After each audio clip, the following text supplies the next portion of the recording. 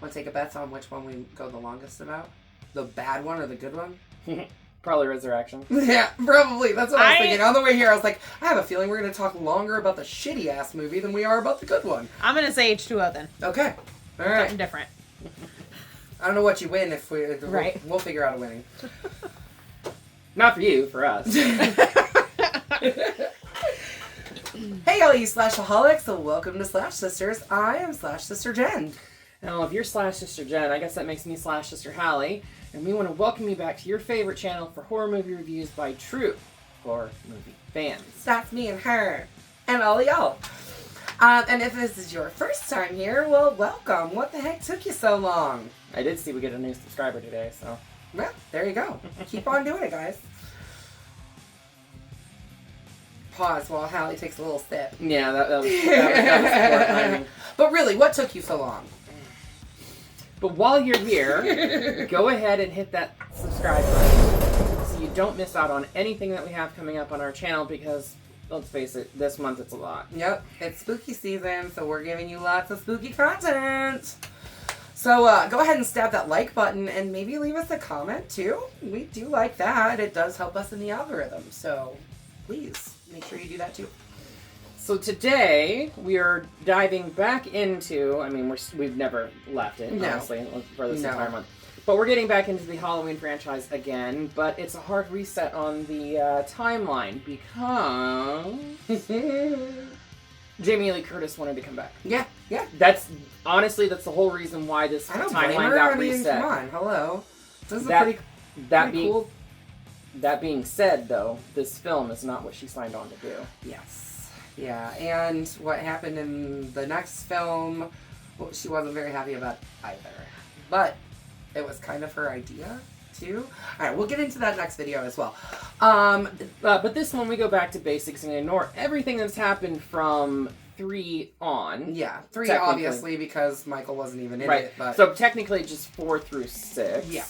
So we just get rid of the Thorn cult altogether. And the fact that Laurie had a daughter, because now she has a son. Right. And actually, there was a segment in this that I don't know if it ever got shot, but it was in the script that Molly, John's girlfriend was going to be doing a report on the Haddonfield murders and covering the events of 4 through 6, talking about Jamie Lloyd and how her body disappeared and all this other stuff. Right. But in the ultimate scheme of it, it made absolutely no sense for Laurie to give up one child for adoption just to keep another. Right. And that's why they did away with it. But if you're an eagle-eyed fan, during the scene when they're going over the notes and stuff in Nurse Marion's office, you can see the shears that Michael used to kill Rachel Carruthers in part 5. Yep. I mean, basically they decided to retcon everything back to Halloween 2. Like Hallie said, there was written but never, I don't think it was ever filmed. I don't think it was ever filmed. But it was supposed to be basically like describing or explaining what happened in 4, 5, and 6. It was their attempt to try to tie all of the films together that have to do with Laurie. Because if you remember, in 4 we find out that Laurie died in a car accident. And in H2O we find out that Laurie faked her death in a car accident. So there is still that correlation that's there. They obviously just don't talk about Jamie Lloyd or any of that at all. And I guess originally the thought was that she put Jamie up for adoption to keep her safe. But why she would put her up for adoption and leave her in Haddonfield of all places, it just didn't make sense. So they just retconned the whole thing altogether.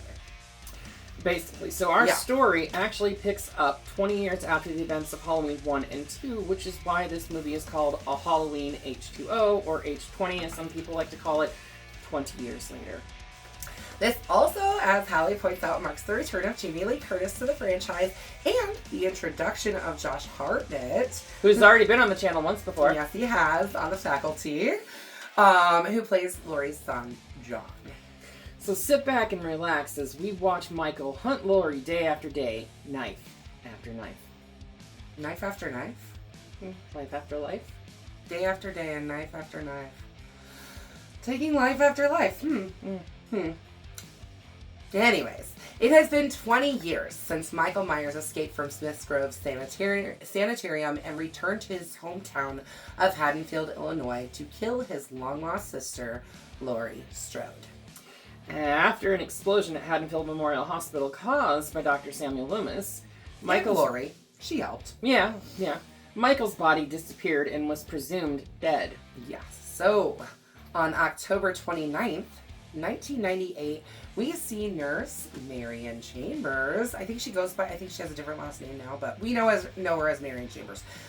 Nurse Marion, who was with Dr. Loomis the night that Michael broke out of Smith's Grove, and she actually ended up taking care of him, like, after he retired until he passed away.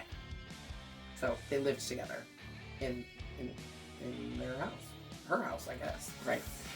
She returns home to the house that she and Dr. Loomis shared in Langdon, Illinois. Where the fuck is Langdon at? I don't know. We're from Illinois. I've never heard of Langdon, Illinois. That said, Haddonfield doesn't exist either. Right. Well, like in 6, somebody says something. They actually mention Peoria in 6. They do. It's at the which is where we're from. It's at the bus station, but there's also Ridgemont, and I tried to Google, and there's no Ridgemont, Illinois either. Yeah. They make up a lot, but they also kind of name drop once in a while too. That was 5. Sorry, I am getting confused. They've definitely said something about Springfield before. I mean, like, they definitely use real Illinois city names, but yeah, Langdon is not a real city in Illinois that I know of, and Haddonfield definitely doesn't exist. So, according to our producer Amy, no, Langdon does not exist. There is a Langdon Park, Illinois, though. Okay. Yeah, well, there's also like a Ridgemont suburb, like subdivision of some city too, but that's not a city in and of itself. Right. When she gets to her front door, she sees that her home has been broken into. Yeah. I'm going to take a moment to point out that this film, if I can really recall correctly, is the only one in the entire Halloween franchise to not take place in any point in Haddonfield. They never go to Haddonfield in this movie. They mention it, but they never actually go to the city. Every other one, there's at least 1 or 2 shots in Haddonfield. I think even part 3 starts in Haddonfield.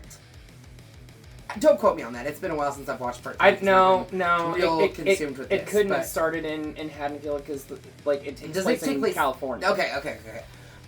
So with the exception of, I guess, part 3, which isn't part of the Michael Myers timeline at all, which, I mean, like we said, lots of timelines. But yeah, this is the only one to not take place at any point in Haddonfield. I mean, weird. The bulk of this film doesn't even take place in Illinois. No, it takes place in California. Right. So, there you go. So Marion goes to the neighbor's house to get help from Jimmy, who is a young hockey player, I guess. Yeah. Played by the very young, he's young. He's pretty young in this, yeah. I mean, he was younger than Angels in the Outfield, but yes. Well, yeah. Played by a young Joseph Gordon-Levitt. He actually, unfortunately, dies before his name even appears in the credits. So does Nurse Marion. Yeah, well. Jimmy goes over to find the house is empty, but her office has been destroyed. And he destroys her kitchen. Yeah. To get some beers. Takes some alcohol. Typical teenage behavior. Mm-hmm. She ends up going back into the house and finds that the file on Laurie Strode, which reveals that she faked her death and is now living in California under the alias of Carrie Tate. Yeah, well, that file is now missing. So there you go. She gets out of the house and heads back to the neighbor's house to find that Jimmy is dead with an ice skate rammed squarely in his face. It's a pretty cool kill. I wish I could have seen it actually happen, and it didn't happen off screen, but it is really cool to see that ice skate in his face. I like to think that Michael just kind of put his hand in the skate and just went psh. Right. That's how I imagine it happening, because any other way, I don't see it. Yeah, I mean, I guess you could. And Michael's big and hulking and whatever. I mean, he uses whatever he wants for a weapon. Mm. But when she goes to leave, Jimmy's friend falls in on her because apparently he's been stabbed in the back. Yeah, I hate that whole falling bodies thing. But whatever. It's a fucking trope. It is a trope. It's a horror trope for sure. Just as the police show up to her house, she is attacked by Michael inside of the neighbor's house. And she is killed before the police can get to her. Basically. She's screaming and yelling, but they can't hear her. Which sucks. But yeah. Bye-bye, Nurse Marion. But yeah, so Michael then drives off in Marion's car. I don't think it's Marion's car. You don't think so? Because it was in Jimmy's driveway. Okay, so maybe it's Jimmy's car. Either way, he takes somebody's car and drives off heads to California to get that sister of his. This is where we see that shot of the office, and we have Tom Kane come in and do an impersonation of Dr. Loomis because they couldn't, for some reason, they couldn't get the audio from one. Yeah, I don't understand why. Or maybe it was corrupted. It was a copyright thing. I don't know. Well, the films exist. You can get audio just from like a recorder. I'm just saying. Anyway, that's where we get that shot of all that, but Tom Kane is kind of like going through like the whole. I met this 6-year-old child with the blackest eyes, the devil's eyes. Thing, whatever. Yeah. Then we cut across to Summer Glen, California, where we see our favorite scream queen, Laurie, where she is now the headmistress of a boarding school called Hillcrest Academy. So I mentioned this in our Fucked Up Timelines podcast, specifically the one where we talked about Halloween.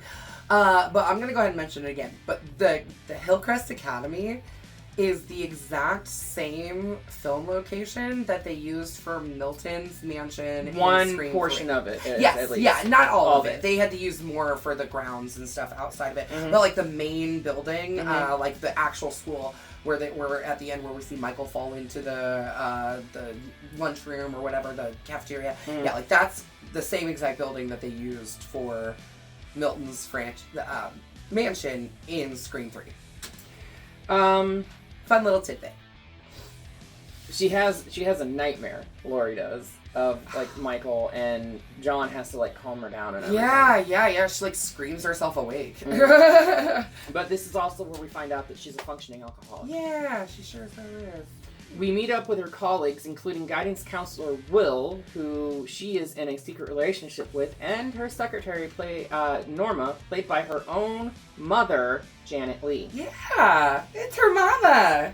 Which is the second film that they've done together. What was the first one? Because I don't think I remember. John Carpenter's The Fog. I forgot that Janet Leigh was in The Fog. It's the last thing she did before this, and this was her last role. Yeah, that's crazy. Anyways, despite the seemingly normal life that she has built for herself, the traumatic events from her past have caused her to suffer from chronic nightmares and become a functioning alcoholic. She really is a functioning alcoholic because she can still somehow head this school. And from what I can tell, she seems to be doing a pretty good job. I don't know. We don't see anything leading up to this. So. Right. She lives in constant fear that her brother will one day find her, even seeing visions of him in reflections in the windows and across school grounds property. Yeah. Michael, now having gotten a flat tire on his way to California, is forced to steal another vehicle from a woman and her daughter who stopped by on a highway rest stop, which, first off, that truck that the woman and her daughter, like, that is the most unmatched to the people that are driving it. Like, you would not expect them to be driving that car. Absolutely not. But Michael, you would expect to be. Yeah, absolutely. Especially and this scene with the mom and the daughter in the bathroom and everything. Like, first off, they go into the men's bathroom because the women's bathroom is locked. Michael might have been in there. I truly believe that's what it was. Yeah. He might have seen them coming, saw that it was women, locked the women's restroom to make them feel even more uncomfortable. Makes sense. Yeah. But then he goes in there, and for once in Michael's fucking life, he doesn't actually kill them. What? He just takes the woman's keys and leaves. But we're treated to this scene where her mother thinks that she's being attacked by Michael, and it's just spiders in her hair. So I have a real quick story that I want to tell about this. I think I've told you this before. Maybe. This is the only Halloween film that I went and saw in theaters. Right. I was in high school when it came out, and we went and saw it, and it was me and 3 other people in the theater. We were the only 4 in the entire theater. This is like, 4 o'clock in the afternoon on a weekday or whatever. And I was getting low on popcorn, so I looked at everybody and I was like, I'm going to go get some more popcorn. Somebody decided to come with me, and like halfway up the theater, I realized we were the only 4 in the theater, and I was like, watch this. Snuck in another row and climbed over the seats. And at the specific moment, and mind you, I'd never seen this movie before, the specific moment when the little girl's screaming about spiders is when I dump my popcorn on one of my friend's heads, and he freaks the fuck out yelling spiders. Yes! Yes. That's perfect. That's perfection. And that's how you become a scare artist. Yeah. Yeah, baby! Yeah. But yeah, no, he leaves them completely unharmed, just stealing their vehicle. It's odd for him. It's very unlike Michael. It's not the last time he'll do it either. No, but it's very unlike him. Back at the academy, most of the faculty and students are preparing to leave for a trip to Yosemite.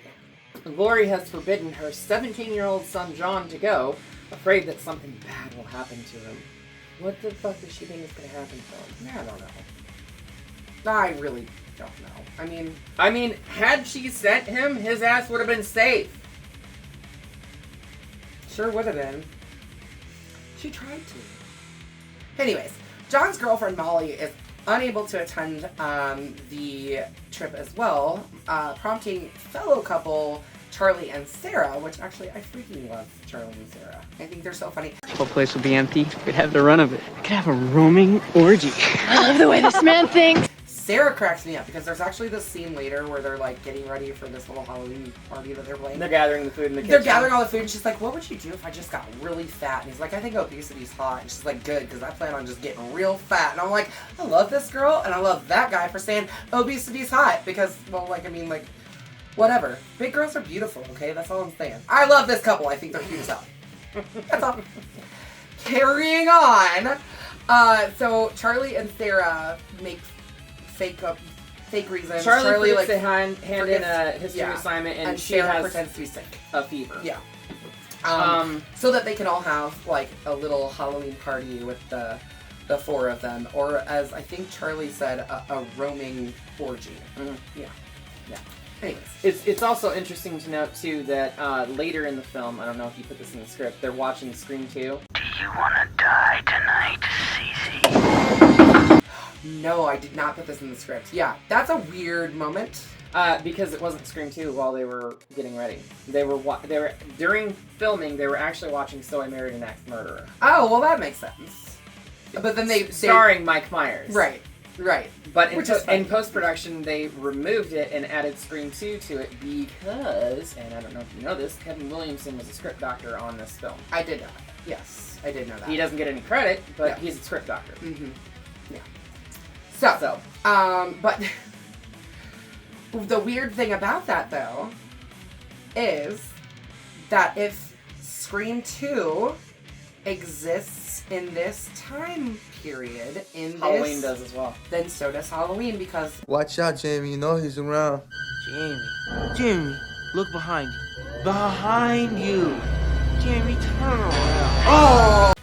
If Scream 2 exists, then Scream 1 exists, and they watch Halloween in Scream 1. So... Which we've already, well, we haven't established it yet, but we will with one of the later Halloween films that John Carpenter's The Thing exists. Yes. Well, and in Halloween 3, Season of the Witch, the original 1978 Halloween movie is playing on a TV. It's an advertisement for it, yes.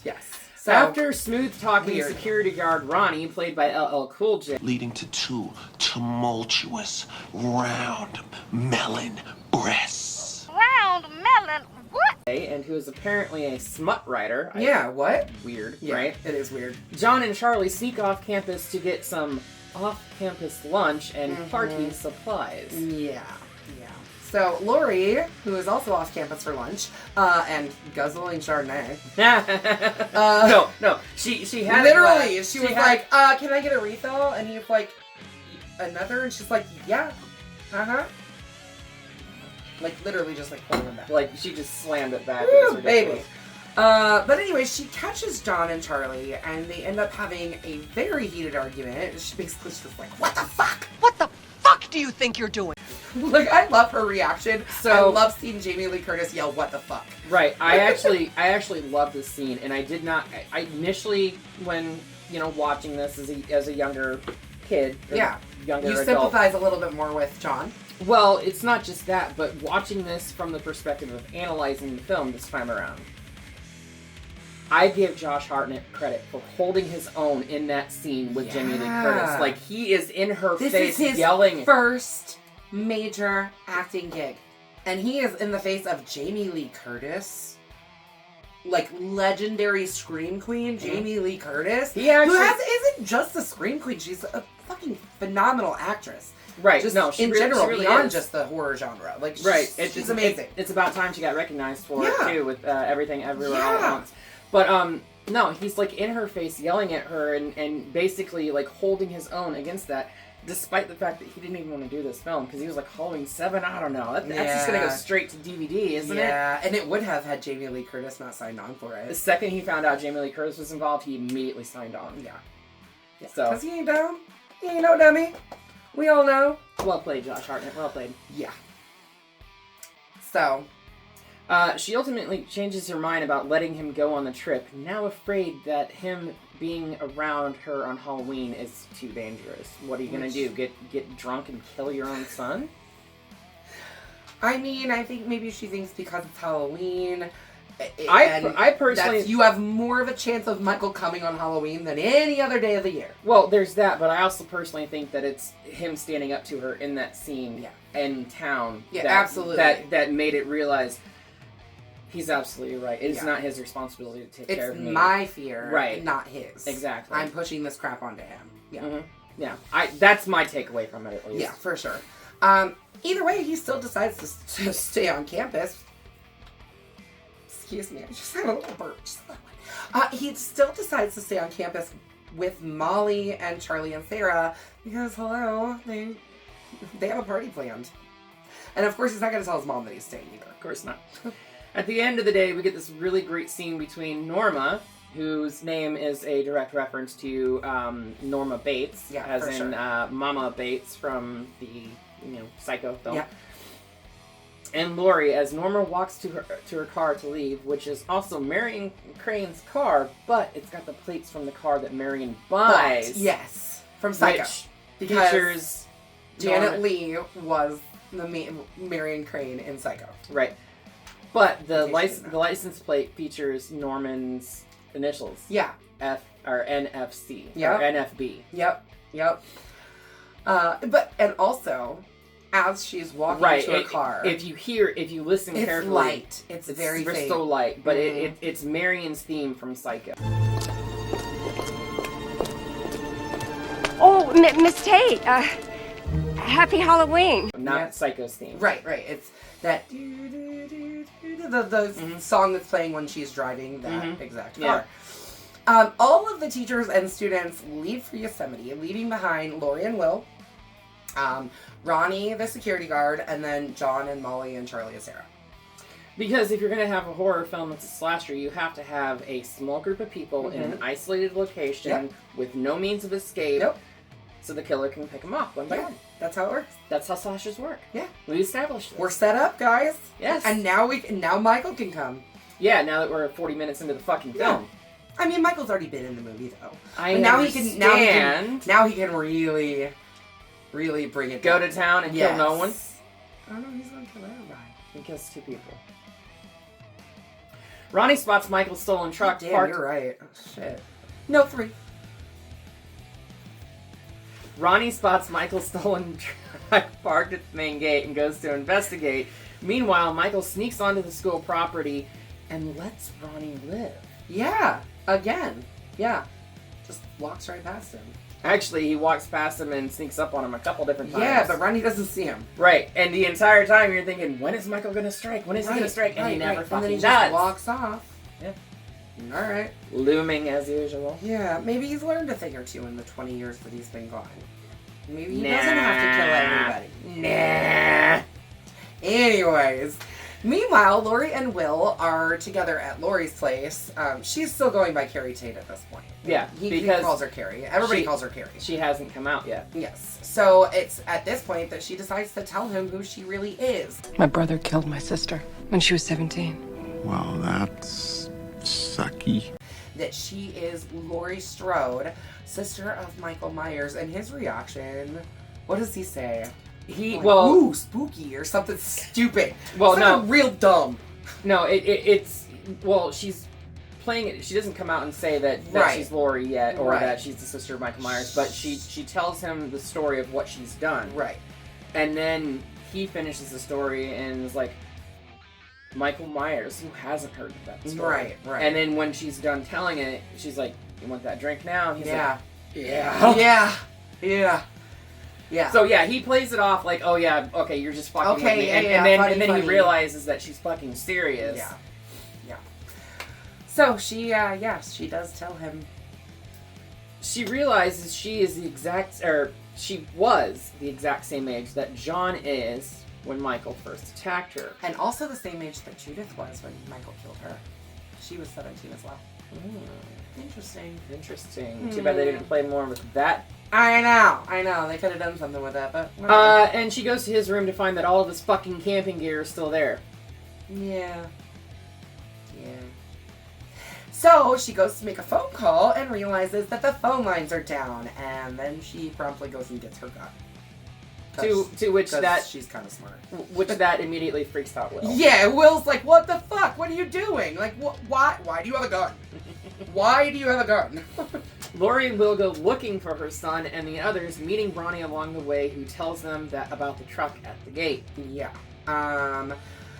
Unfortunately, Michael ends up finding the kids first, and Charlie, they're looking for a wine corkscrew. You know? This dumb fucking cocksucker here dropped the corkscrew down the garbage disposal and then thinks that it's a good idea to turn it on. Like, what is wrong with you? Do you not have a garbage disposal? Have you never been around a garbage disposal before? Like, because you're just gonna get the damn thing fucking caught, stuck even harder. You're gonna break your garbage disposal. You're gonna get that thing caught in there. You're gonna fuck something up.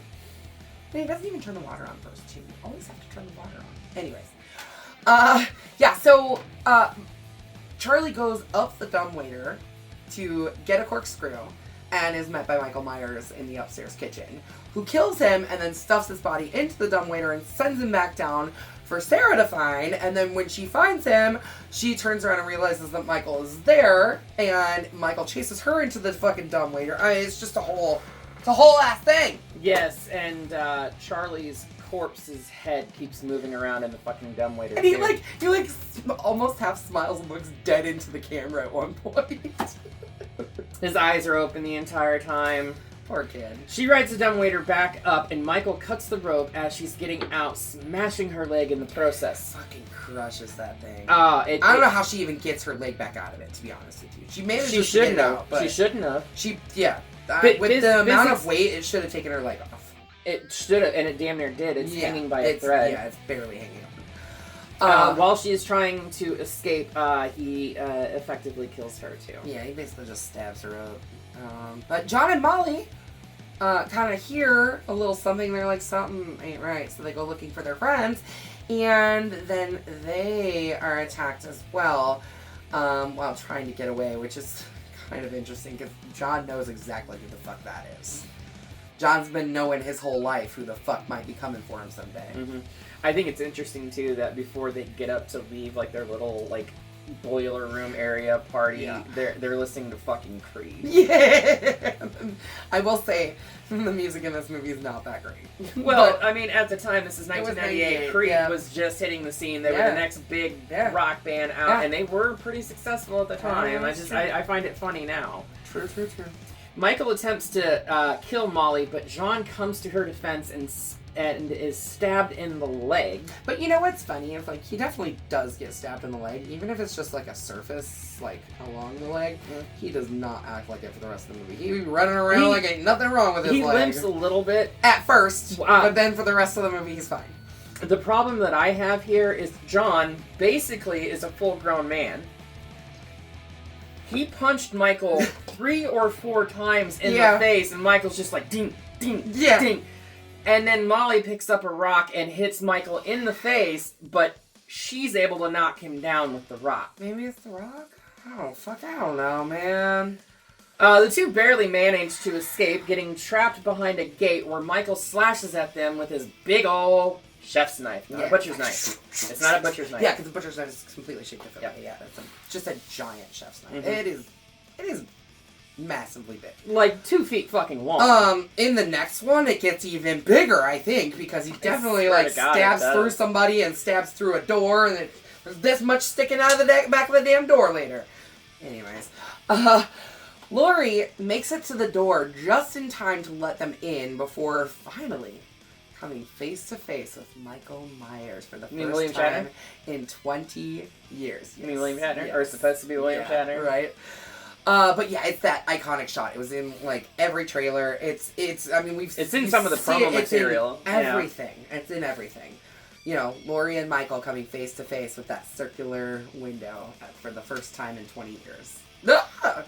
It gives me chills. Once they're back inside, do as I say now! They see someone coming down the hall, and Will shoots at them, thinking it was Michael, but it turned out to be Ronnie, who was accidentally shot in the head. Yeah, sure.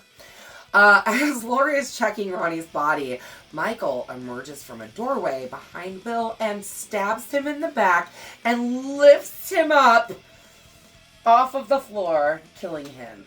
Just like that nurse. That nurse in 2, yeah. That was done in with a scalpel. Much more believable with a knife than a scalpel. Especially when you see the tip of the knife come through and poking his shirt from the front. Ooh. Yeah. Ooh, it's a real long knife, you guys. Anyways. Laurie then tricks Michael and momentarily stuns him while she retrieves John and Molly from their hiding place. Yeah, she made them hide in a closet. It's like, do not come out! Do you hear me? Don't fucking come out! Yeah, Laurie does a lot of, yelling and screaming at people. Knowing that Michael will... the trio make a run for it. For Laurie's Blazer, I think it is. Some kind of SUV, it's a GMC, yeah, so small Jimmy, maybe, I don't know. Sort of. Yeah. And they drive towards the main gate of the school.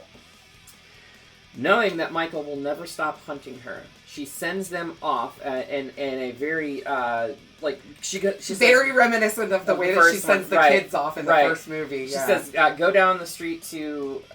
I want you to drive down the street to the Beckers. It's a mile down the road. Tell them to call an ambulance and get the police. No, we're not leaving yet. As I say now. The Beckers' house. The Beckers' house, and it's the Mackenzie's house in Halloween 1. Yeah. But she sends them on without her to get help. She locks the gate. Smashes the gate so lock, nobody can come in. And arms herself with a fire axe and heads back up to the campus to confront Michael once and for all. Effectively, literally calling him out. Yeah. As she's walking back up to the campus, she's like, Michael! I told you, she does a lot of screaming in this movie. Rightfully so. Yeah, I think so too. After a nice chase through the school, Laurie, there is a lot that happens in this. I mean, they kind of chase each other back and forth. She buries that fucking hatchet in his shoulder. The axe. The axe. And he just grabs it out. Yeah, like it's fucking nothing. And then she stabs him a billion times, and she stabs him with a flag. Like a good 10 times though with a knife. Mm-hmm. Like she throws knives at him too. Like he kind of traps her in the kitchen. She starts throwing knives at him, and he's just like it's nothing. Right. Which, I mean, she's not really hitting him with it. No, really. She does end up stabbing him a bunch of times, and she throws him over the balcony into the cafeteria below. And here, specifically, if you watch this with audio commentary, Jamie Lee Curtis is yelling during the audio commentary that. Why did you drop the knife? Don't drop the fucking knife. Yes. You learned nothing in 20 years. She knew better. She makes up for it. Yeah. But as she prepares to stab him once and final time, Ronnie, who I guess somehow survived a bullet to the fucking head, he says at the end, "Nah, the bullet just grazed me." Okay. Stops her, believing that Michael is truly and utterly dead. she knew better. Well, she knew better, but he didn't. He has no fucking clue. He doesn't, yeah. The authorities arrive, and the entire school becomes a crime scene. I mean, duh. Literally. A seemingly dead Michael is put in a body bag and loaded into a coroner's van. And this is where I cheered. Yeah. Because Laurie knows that he's still alive. Yep. Not trusting that he is actually dead, and knowing knowing how he has gotten away before, she grabs her axe, steals a police officer's gun, she just grabs that thing like it's nothing. Right. And walks up behind him and hijacks the coroner's van with the intent of killing him for good. Mm-hmm. Michael awakens down the road, breaks out of the bag, and attacks Laurie, who slams on the brakes, sending him crashing through the windshield. As Michael sits up and then proceeds to stand, Laurie drives into him and then off the road, sending the van crashing and rolling. Yeah. Laurie somehow manages to jump free or gets ejected herself. I'm not really sure what happens there because she's rolling. I don't know if she jumps out of... Either way, she ends up out of the van. Right. And as it tumbles down the embankment, but Michael gets pinned to a tree by the van. Laurie makes her way down to the van and calls out to her brother. Michael! Again, screaming. Well, no. Yeah, I guess she doesn't really scream at him as much this time. The two siblings share a moment as they reach out for one another. But right as she starts to feel a moment of pity, Michael's right as she's starting to feel that moment of pity for Michael, she raises her axe and chops off his fucking head. Decapitation. Gone. And that's it. Michael's dead. End of franchise. Yep. No more movies. No more. We're done. Wrapped it up. Sirens approach in the distance as she closes her eyes and takes several deep breaths as the scene cuts to black. And yeah, for 3 years, Michael Myers was dead. For 3 whole fucking years, and then they couldn't just let it be done. So, here's the thing, right? You can't exactly come back from having your head chopped off, can you? Can you? So, yes, apparently you can. Here's the thing, right? Mustafa Akkad wanted the franchise to continue. Right. He was adamant that there needed to be more Michael Myers films. Right. The entire cast, crew, production, everyone wanted Jamie Lee Curtis included, wanted it to be the end. Mm-hmm. Kevin Williamson came up with the idea of sending 2 different script endings. One to Mustafa that was allowing him to live, and one to the cast and crew that effectively killed him. But they actually did film the scenes for the next movie at the The mask is different. The scenes where he's walking off into the woods. Okay. Okay. But the mask is different when they take the mask off his head. Right. Correct. But they did film some of the scenes, and at least some people knew, not the cast and crew necessarily, but some people knew that Michael was not actually dead. Mm-hmm. They knew that. Well, and it was Kevin Williamson's idea to, if you're going to bring him back, this is how you can do it. And that's exactly what they fucking did. It's a bullshit way that they bring him back. So we'll talk about that next time. Mm-hmm. Because, honestly, my thoughts on this film, if it was Halloween 1, Halloween 2, Halloween H20, done, best trilogy ever. Great fucking trilogy, right? Really. it was a solid conclusion. Mm-hmm. Solid. If we take out 3, 4, 5, and 6, and you just include 1, 2, and this, it is solid. This in itself is a legacy sequel. Yeah. Because it's 20 years after the first 2 films, both starring Jamie Lee Curtis. Mm-hmm. And then, again, we come another 20 years later, and we do another legacy sequel with Jamie Lee Curtis. Yep. We're going to do it all again, guys. Come back next week for that part. But come back in a few days, because we're going to talk about... Well, what... Oh, yeah, I guess I could... This is definitely a Bloody Machete. I love this. 2, Straight to the Fucking Sky. This is the only one I've ever seen in theaters. This is my I saw high this one in theater, and childhood. I also got to see Resurrection in theater. I'm sorry you saw Resurrection in theaters. It was one of those things that I just couldn't pass up, I guess. With that being said, that is what we are covering next time on this channel. Yes. Halloween Resurrections from 2002. Or Halloween Resurrection. Yes. So come back here in a few days' time. Actually, watch this first. Then come back here in a few days' time and check this out. Or maybe you want to skip it and just come back in a couple of days and listen to us make fun of it. Either way, I mean, whatever you want to do. Right. In the interim, though, be sure to slash that subscribe button, stab the like button, and ringling that grave bell so you can stay up to date on everything we do here on this channel.